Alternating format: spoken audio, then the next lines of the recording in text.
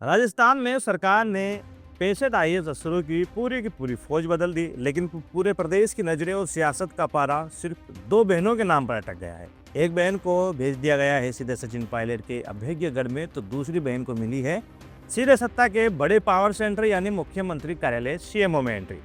आखिर डाबी बहनों की इस पोस्टिंग के पीछे सरकार का असली मास्टर प्लान क्या है?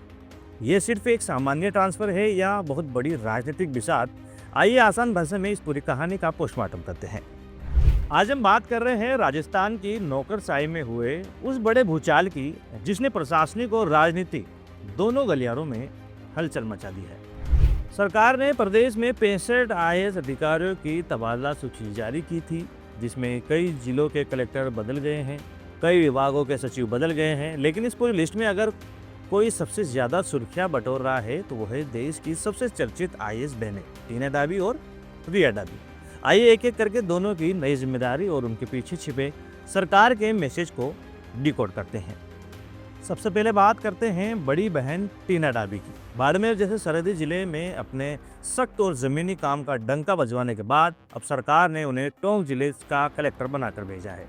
अब आप सोचेंगे कि इसमें खास बात क्या है? खास है टोंक की तासीर।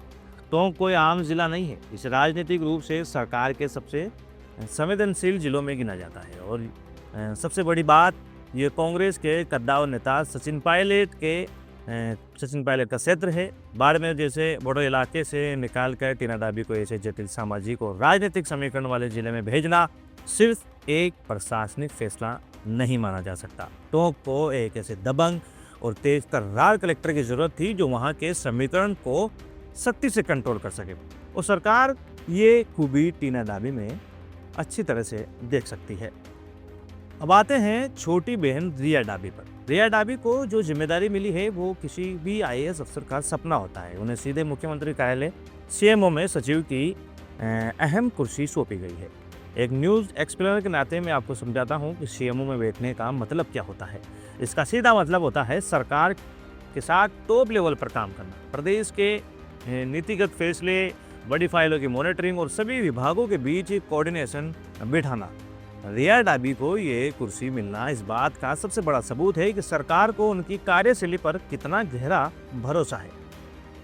डाबी बहनों के अलावा इस लिस्ट में राजस्थान के कई बड़े जिलों के बॉस यानी कलेक्टर भी बदल गए हैं। जरा उन पर भी नजर डाल लेते हैं। जयपुर में राजधानी जयपुर के धाकर कलेक्टर जितेंद्र सोनी को अब सूचना एवं जनसंपर्क विभाग डीपीआर की कमान दे दी गई है और जयपुर के नए बॉस बने हैं संदेश नायक। वहीं बाड़मेर की बात करें तो टीना डाबी की जगह अब चिन्मय गोपाल बाड़मेर संभालेगी, और अन्य बड़े जिलों में है जैसे कि उदयपुर में गौरव अग्रवाल, बीकानेर में निशांत जैन, करौली में अक्षय गोदारा और मुख्यमंत्री के गृह क्षेत्र जोधपुर में आलोक रंजन को नई जिम्मेदारी सौंपी गई है। इसके अलावा सीकर, फालोदी, जैसलमेर, प्रतापगढ़ और बारां के कलेक्टर भी बदल गए हैं। कुल मिलाकर मेरे एक्सप्लेनेशन का पूरा निचोड़ ये रहा है कि ये फेरबदल सिर्फ अधिकारियों के कमरे बदलने का खेल नहीं है, इसके मायने पूरी तरह से राजनीतिक और रणनीतिक है। सरकार ने चुनाव और ज़मीनी हालात को देखते हुए अपनी गोटियां सेट की है।